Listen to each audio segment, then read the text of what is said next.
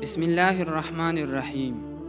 حضرت ابن عمر رضی اللہ تعالی عنہما فرماتے ہیں، جنگ بدر کے دن دوسرے قیدیوں کے ساتھ حضرت عباس رضی اللہ تعالی عنہ بھی قید ہوئے تھے۔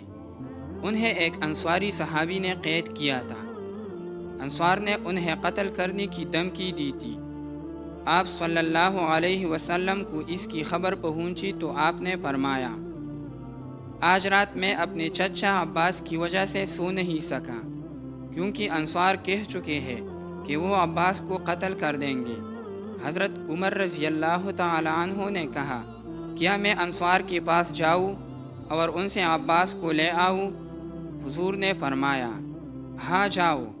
چنانچہ حضرت عمر نے جا کر انصار سے کہا، عباس کو چھوڑ دو۔ انصار نے کہا، نہیں، اللہ کی قسم، ہم انہیں نہیں چھوڑیں گے۔ حضرت عمر نے کہا، اگر ان کے چھوڑنے سے اللہ کے رسول راضی اور خوش ہو تو پھر؟ انصار نے کہا، اگر ان کے چھوڑنے سے اللہ کے رسول راضی اور خوش ہے تو پھر تم ان کو لے لو۔ چنانچہ حضرت عمر رضی اللہ تعالی عنہ نے انصار سے حضرت عباس کو لے لیا۔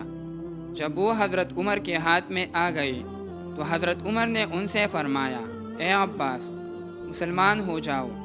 اللہ کی قسم، تمہارا مسلمان ہونا مجھے اپنے باپ خطاب کی مسلمان ہونے سے زیادہ محبوب ہے، اور اس کی وجہ صرف یہ ہے کہ میں نے دیکھا کہ حضور اکرم صلی اللہ علیہ وسلم کو تمہارا مسلمان ہونا پسند ہے۔ اس کے بعد حضرت عباس نے اسلام قبول کیا اور مسلمانوں کے صف میں داخل ہوا۔